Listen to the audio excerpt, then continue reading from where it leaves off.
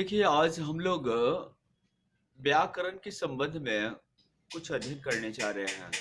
आप लोग जानते होइएगा कि व्याकरण किसे कहते हैं। यानी व्याकरण वह शास्त्र है जिसकी सहायता से हम किसी भाषा को शुद्ध शुद्ध बोलना, पढ़ना या लिखना जानते हैं, उसे व्याकरण कहा गया है। आजकल हमें ऐसा देखने को मिलता है कि कोई भी विद्यार्थी शुद्ध शुद्ध ना तो लिख सकता है, ना ही बोल सकता है। लिखावट में काफ़ी अशुद्धियाँ होती है। वो हिंदी में हो या अंग्रेजी में हो या संस्कृत या मैथिली में हो। किसी भी भाषा में अधिकांश तो बच्चे जो हैं वो लिखने में और बोलने में काफ़ी अशुद्ध भाषा का प्रयोग करते हैं।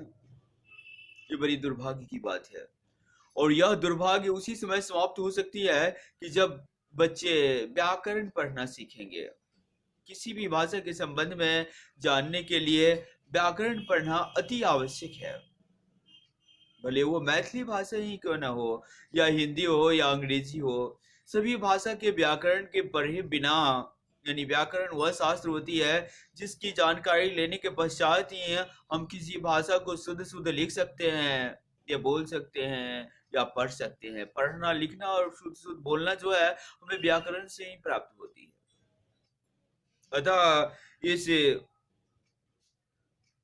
दोष को दूर करने के क्रम में मैं पहल करने जा रहा हूँ और बच्चों को यह वर्णमाला के संबंध में ये जानकारी प्रदान करना चाहता हूँ ताकि बच्चे लिखने में जो है वह गलतियाँ नहीं करें। निम्न क्लास में तो हालांकि व्याकरण के संबंध में पढ़ाई जाती है, हिंदी में हो या अंग्रेजी में हो या संस्कृत में हो, लेकिन उस समय में बच्चों का ज्ञान उतना विकसित नहीं होता है। वो सिर्फ परीक्षा पास करने के दृष्टि से पढ़ते हैं, बल्कि दैनिक जीवन में उसका ठीक ढंग से उपयोग नहीं कर पाते हैं, जिसके कारण लिखावट में काफी अशुद्धियां देखने को मिलती है। जो बच्चे ठीक ढंग से लिख पाते हैं उसे ही अच्छा नंबर मिलता है किसी भी विषय में। अगर आपका हैंडराइटिंग अच्छा रहेगा, आप शुद्ध शुद्ध लिखिएगा तो आपको अच्छी मार्क मिलेगी। लेकिन अगर मान लिया जाए आप लिख भी रहे हैं लेकिन लिखावट में अशुद्धि है, तो उस स्थिति में आपको मार्क कम मिलेगा, क्योंकि टीचर मन नाखुश हो जाते हैं, बहुत दुखी होते हैं बच्चों की कॉपी को देख करके जब बच्चा गलत लिखता है या अशुद्ध लिखता है। तो चलिए, आज हम लोग ये वर्णमाला के संबंध में जानकारी प्राप्त करने के लिए जा रहे हैं। इसका नाम है वर्ण विचार। तो आप लोग जानते ही होइएगा कि व्याकरण के तहत वर्ण विचार, शब्द विचार और वाक्य विचार, ये तीनों का विशेष महत्व होता है। वर्ण विचार के तहत हम वर्ण के संबंध में जानकारी प्राप्त करते हैं, जबकि शब्द विचार के तहत शब्द की संरचना या उसकी लिखावट के संबंध में हम जानकारी प्राप्त करते हैं, और वाक्य विचार के तहत हम वाक्य की संरचना के बारे में जानकारी प्राप्त करते हैं। और यही रूट फॉर्म में पहले हमें वर्ण के बारे में जानकारी प्राप्त कर लेनी चाहिए। तब अगर वर्ण के संबंध में जानकारी मिल जाएगी तो हम शब्द सही से या शुद्ध शुद्ध लिख सकते हैं, और कई शब्दों को मिला करके जो वाक्य का निर्माण किया जाता है उसके निर्माण भी हम ठीक ढंग से कर सकते हैं। तो इस प्रकार से वर्ण विचार, शब्द विचार और वाक्य विचार, ये तीनों के संबंध में सही जानकारी प्राप्त करना अति आवश्यक है। तभी हम किसी भाषा को शुद्ध शुद्ध लिख पाएंगे। आज हम हिंदी व्याकरण और संस्कृत व्याकरण दोनों को ध्यान में रखते हुए इस वर्णमाला टॉपिक को आपके समक्ष लेकर के आया हूँ, ताकि आप लोगों को इसके संबंध में जानकारी मिल जाए। और परीक्षा के दृष्टिकोण से भी यह बड़ा ही महत्वपूर्ण है। आप देखिएगा कि आप लोगों के गेस्ट पेपर में या प्रश्न पत्र में इस प्रकार के प्रश्न पूछे जाते हैं, तो 4-5 नंबर का प्रश्न अवश्य पूछा जाएगा इसमें से। अब चलिए हम लोग सबसे पहले देखते हैं कि वर्ण किसे कहते हैं। तो वर्ण जो होता है वह मूल ध्वनि होता है जिसका हम खंडन नहीं कर सकते हैं, उसे वर्ण कहा गया है। वर्ण वह मूल ध्वनि है जिसका खंडन नहीं किया जा सकता है। अब वर्ण का दो भेद होता है, एक स्वर वर्ण और एक व्यंजन वर्ण। स्वर वर्ण किसे कहते हैं? यानी स्वर वर्ण मतलब हुआ कि वह वर्ण जिसका उच्चारण अन्य वर्णों की सहायता से नहीं होती है, अपने आप जिसका उच्चारण होता है। जैसे हम लोग लिखते हैं अ, आ, ई लिखते हैं, यह जो है वह स्वर वर्ण है। हालांकि यह स्वर वर्ण जो है वह उसकी संख्या के संबंध में ऐसा माना गया है कि संस्कृत व्याकरण में स्वर वर्णों की संख्या जो है वह 13 है। जबकि हिंदी व्याकरण में ये स्वर वर्णों की संख्या 11 मानी गई है। तो देखिए यहाँ ये स्वर वर्ण के तहत आ जाएगा आपको अ, आ, ई, उ, उसके बाद री और लरी, ए, ऐ, ओ, औ। इतने वर्ण जो हैं वह स्वर वर्ण कहलाता है। अब देखिए ये स्वर वर्ण के भी दो भेद होते हैं। एक को हम कहते हैं ह्रस्व स्वर और एक को कहते हैं दीर्घ स्वर। अब ये ह्रस्व स्वर क्या है? तो एक मात्रा भवेत ह्रस्वः, माने जिसके उच्चारण में एक मात्रा का समय लगता है। जैसे कि हम लोग बोलते हैं अ में के उच्चारण में एक ही मात्रा का समय लगता है। वहीं जब बोलते हैं आ, तो देखिए आ का अगर उच्चारण कीजिएगा तो अ प्लस अ बराबर होता है आ। वैसे ही ई का उच्चारण करते हैं तो ई प्लस ई। अब देखिए यहाँ प्राय ऐसा देखने को मिलता है कि लोग उच्चारण करेंगे हर्ष ई और दीर्घ ई। यह स्लैंग यूज है, गलत माने उच्चारण है, ऐसा नहीं करना चाहिए। जैसे कि हम लोग उच्चारण करते हैं हर्षु दुर्गु, तो यह हर्षु दुर्गु क्या हुआ? हर्षु जो होता है एक मात्रा भवेत ह्रस्वः, माने जिसका उच्चारण हम थोड़ा कम जोर से करें। जैसे अगर हर्ष ई और दीर्घी का अगर हम उच्चारण करना चाहते हैं तो हम ऐसा उच्चारण कर सकते हैं ई उ ऊ। यानी यहाँ हम देखते हैं कि एक मात्रा और दो मात्रा के भाव का बोध होता है। तो इस प्रकार से ये स्वर वर्ण के भी दो भेद हो जाते हैं। और हालांकि संस्कृत में तीन भेद भी आया है। एक को प्लुत स्वर भी कहा गया है, जिस स्वर का माने उपयोग हम लोग किसी को बुलाने के लिए करते हैं। माने त्रिमात्रा प्लुत उच्यते, जिसमें तीन मात्रा का समय लगता है। जिसे हम लोग कहते हैं हे राम अत्र आगच्छ। यहाँ हे शब्द में तीन मात्रा का समय लगता है, माने किसी को बुलाने के लिए जिस सब में संबोधन का प्रयोग करते हैं उसका उच्चारण थोड़ा दीर्घकालीन हो जाता है। इसमें तीन मात्रा का समय माना गया है। तो इस प्रकार से स्वर वर्ण के तीन भेद हो गया, ह्रस्व स्वर, दीर्घ स्वर और प्लुत स्वर। अब ह्रस्व स्वर के तहत कौन कौन से वर्ण आते हैं देख लीजिए, अ, ई, उ, री। इतने जो है वह ह्रस्व स्वर में आ जाएगा। वही दीर्घ स्वर में हो जाएगा आ, ई, उ, ए, ऐ, ओ, औ और री। तो इस प्रकार से ये ह्रस्व स्वर और दीर्घ स्वर हो गया। अब चलिए इससे थोड़ा हम लोग आगे बढ़ते हैं। तो स्वर वर्णों की संख्या तो आप लोग जान लिए होइएगा कि हिंदी व्याकरण में री और लिरी शब्द का प्रयोग जो है बहुत कम किया जाता है, इसलिए दोनों स्वर वर्ण को हटा दिया गया है और स्वर की कुल संख्या 11 ही मानी गई है। जबकि संस्कृत व्याकरण में स्वर की कुल संख्या जो है वह 13 है। अब चलिए दूसरा वर्ण का भेद है व्यंजन वर्ण। अब व्यंजन वर्ण किसे कहते हैं? माने जिस वर्ण का उच्चारण जो है स्वर वर्णों की सहायता से होती है। माने जिस वर्ण को हम स्वर वर्ण की सहायता से बोलते हैं उसे ही हम व्यंजन वर्ण कहते हैं। व्यंजन वर्णों की कुल संख्या जो है वह 33 है। अब आपसे पूछा जाएगा 33 कौन कौन से वर्ण आ जाएंगे? तो क से लेकर के हम लोग लास्ट में लौबों में अक्षत्र और ज्ञ, तीन वर्ण जो लिखते हैं अक्षत्र और ज्ञ, इस तीनों को छांट देंगे। बाकी वर्णों को आप गिन के देखिएगा तो वो कुल वर्ण जो होगी वह 33 हो जाएगा। हालांकि अगर हम व्यंजन वर्ण लिखते हैं तो लिखेंगे क, जो लिखेंगे क में हलंत लिखना जरूरी हो जाएगा। अगर हलंत नहीं लिखेंगे तो वह व्यंजन वर्ण नहीं कहलाएगा। जैसे क में ये हो गया हलंत, यानी क वर्ण जो बना है, क का जब उच्चारण हम लोग करते हैं तो उसमें क और अ ये दोनों मिलकर के बनता है क।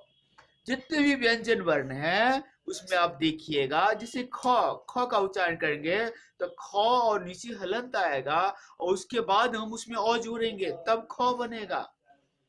इसीलिए कहा जाता है जितने भी व्यंजन वर्ण हैं उसका उच्चारण स्वर की सहायता से होती है। यानी जिसका उच्चारण स्वर वर्णों की सहायता से होता है उसे व्यंजन वर्ण कहते हैं। अब देखिए व्यंजन वर्ण का कई भेद हो जाता है, जिसके बारे में आप लोगों को जानकारी रखना जरूरी है। जैसे कि देखिए यहाँ है स्पर्श वर्ण, तो देखिए यह है स्पर्श वर्ण। तो यह स्पर्श वर्ण किसको कहते हैं? तो कादयो मावसाना स्पर्शा, ऐसा सूत्र है। यानी इसका मतलब होता है कि क से म तक, यानी क ख ग घ से लेकर के ये म जो लिखते हैं प फ ब भ म लास्ट लेटर है, और ये कुल मिलाकर के आपको 25 वर्ण हो जाएगा। तो इसे स्पर्श वर्ण कहते हैं क्योंकि इसके उच्चारण में वाक इंद्रियां जो है वह स्पर्श करती है एक दूसरे को, इसीलिए इसको स्पर्श वर्ण कहा गया है। एक वर्ण है आपको अंतस्थ वर्ण। तो अंतस्थ वर्ण किसको कहा गया है? य र ल व। तो य र ल व अंतस्थः, ऐसा सूत्र बनता है। अगर आपको सूत्र संस्कृत में नहीं याद हो तो हिंदी में ही याद कर लीजिएगा।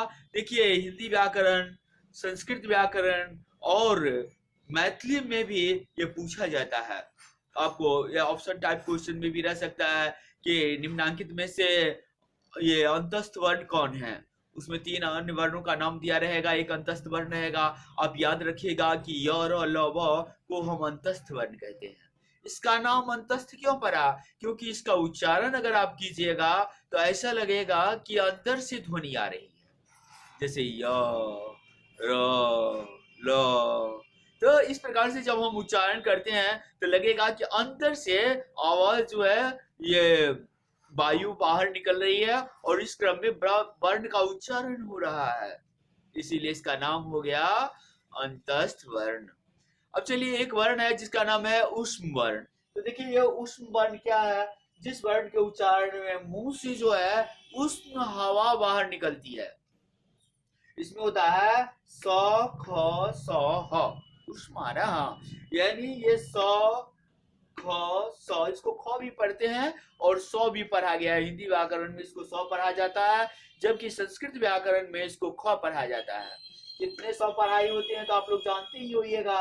एक दंत स होता है, एक मूर्धन्य स होता है और एक तालव्य स होता है। तो ये तालव्य स मतलब वह तालु से जिसका उच्चारण होता है वो तालव्य स होता है। मूर्धन्य स मतलब जिसकी उच्चारण मूर्धा सी होती है, मूर्धन्य स हो गया। और दंत स मतलब जिस स का उच्चारण दांत से होती है। तो इसीलिए ये 3 स होते हैं और तीनों का उच्चारण स्थान अलग अलग है, और इसको ऊष्म वर्ण भी कहा गया है क्योंकि इसके उच्चारण के क्रम में उष्ण हवा जो है वो बाहर निकलती है। तो यह ऊष्म वर्ण हो गया। वैसे देखिए एक वर्ण होता है जिसका नाम है घोष वर्ण। अब घोष वर्ण किसको कहते हैं? तो हर एक वर्ग का, अब देखिए वर्ग 5 वर्ग पढ़ाई होता है आप लोगों को। क से म तक जो स्पर्श वर्ण है इसमें 5 वर्ग पढ़ाई होता है। जैसे क वर्ग, तो क वर्ग मतलब क्या हुआ? क ख ग घ में आप 5 लेटर लिखते होइएगा। याद है कि भूल गए? उसको देख लीजिएगा कि क ख ग घ में 5 लेटर होता है, क ख ग घ ग। तो ये पांचों लेटर को सम्मिलित रूप से हम कवर्ग कहते हैं। वैसे ही चवर्ग होता है, टवर्ग होता है, तवर्ग होता है और पवर्ग होता है। तो यहाँ पर प्रत्येक वर्ग में जो तृतीय, चतुर्थ, पंचम तथा अंतस्थ वर्ण जो होता है, इस सभी वर्णों को हम घोष वर्ण कहते हैं। तृतीय मतलब तीसरा जो लेटर है या अक्षर है। जैसे क ख ग घ अंग ले ले हम लोग, तो उसमें देखते हैं कि क ख ये 2 वर्ण जो होता है वो अघोष वर्ण होगा। इसमें ज्यादा घोष नहीं होता है, जोर नहीं पड़ता है, इसीलिए इसका नाम पड़ गया आपको अघोष वर्ण।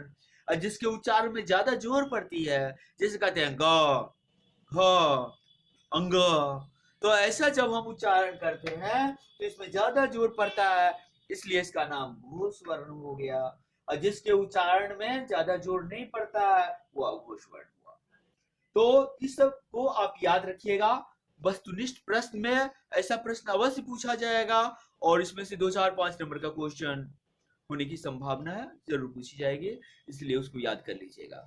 अब चलिए हम थोड़ा इससे आगे बढ़ते हैं। वर्णों का उच्चारण स्थान, यह बहुत ही इंपॉर्टेंट है। हालांकि हम यहाँ पर एक साथ लिख दिए हैं, लेकिन ऐसा नहीं पूछेगा, एक ही पूछ देगा कि क का उच्चारण स्थान कहाँ है।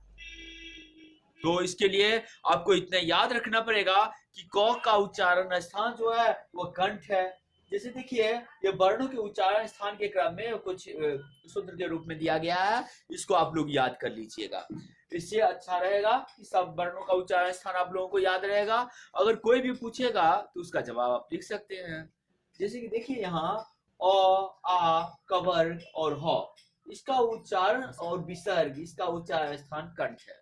और मान लिया जाए आपको ये पता भी नहीं है तो आप उच्चारण करके भी इसको देख सकते हैं। जैसे बोलिए अ, क, आ, ह, तो इसका उच्चारण कीजिएगा तो लगेगा कि कंठ से जो है वह हवा बाहर निकल रही है, तो इसके आधार पर भी हम डिसीजन कर सकते हैं। लेकिन कुछ ऐसा उच्चारण स्थान है जिसका डिसीजन करना मुश्किल हो जाता है, तो उस स्थिति में आपको याद रखना पड़ेगा। तो देखिए ये अ, आ, कवर्ग, ह और विसर्ग का उच्चारण स्थान कंठ है। वैसे ही देखिए ई, चवर्ग, चवर्ग मतलब चौ छ जौ झ हुआ, और य और स, इसका उच्चारण स्थान जो है वह तालु है। वैसे ही री, री, टवर्ग, मूर्धन्य स का उच्चारण स्थान जो है वो मूर्धा है। उसके बाद री, तवर्ग, स और ल, इसका उच्चारण स्थान जो है वो दांत है। हालांकि इसको हम संस्कृत में या शॉर्ट में कह सकते हैं अकू विसर्जनीयानां कंठा। और संस्कृत में अगर आप याद कर सकते हैं तो इसको भी याद कर सकते हैं। इसमें शॉर्ट में हो जाएगा, जैसे होता है इच्ची सानांग तालु, इसको हम लिखेंगे ई, चवर्ग, य और स का उच्चारण स्थान तालु है। जैसे रीटूट सानांग मूर्धा होता है, री, री, टवर्ग, मूर्धन्य स का उच्चारण स्थान मूर्धा है। वैसे देखिए लीटूट सानांग दंता होता है, ली, तवर्ग, स और ल का उच्चारण स्थान दांत है। वर्णों का उच्चारण स्थान के क्रम में उ, उ, पवर्ग का उच्चारण स्थान जो होता है ओष्ठ होता है। वैसे ही ये वो, मो, अंग, न, न, तो इसका उच्चारण स्थान जो है नासिका है। वो वर्णानंग नासिका जो होता है, माने हर एक वर्ग का जो पांचवा वर्ण है इसका उच्चारण स्थान नाक है। वैसे ही ए और ऐ, इसका उच्चारण स्थान जो है कंठ तालु। इसको संस्कृत में ऐसा होता है ए दैतो कंठ तालु हो। वैसे ही होता है ओ और औ, इसका उच्चारण स्थान जो है वह कंठ ओष्ठ है। आ वकारस्य दंतोष्ठम, यानी व का उच्चारण स्थान जो है वह दांत है। तो इन सभी उच्चारण स्थानों को आपको याद करना पड़ेगा और इसको लिख करके याद कर लीजिएगा, ताकि परीक्षा के दृष्टिकोण से ये बहुत ही महत्वपूर्ण है। हम आशा करते हैं कि आप वर्ण और उसके भेदों के बारे में और वर्ण के उच्चारण स्थान के संबंध में समझ गए होइएगा और इसका उपयोग करने का प्रयास कीजिएगा। और ध्यान रखिएगा लिखने में भी, ताकि जहाँ पर अगर किसी वर्ण में हम देखते हैं प्रायः स्वर वर्ण को मिला करके ही ये किसी शब्द की रचना की जाती है। उसमें हर्ष स्वर आ रहा हो तो हर्षु हो जाता है, और दीर्घ आ रहा हो तो दीर्घ हो जाता है। इसी आधार पर हर्षिकार और दीर्घिकार लोग लिखा करते हैं, और हर्षुकार और दुर्घकार भी लिखते हैं। वो ओ के आधार पर ही लिखा जाता है और शब्द की रचना की जाती है। इसमें आप लोगों को विशेष ध्यान देने की आवश्यकता है। इससे क्या होगा, तो आप जो लिखिएगा हिंदी में या संस्कृत में तो उसमें शुद्ध शुद्ध लिखने की आदत पड़ जाएगी, तो अच्छा रहेगा।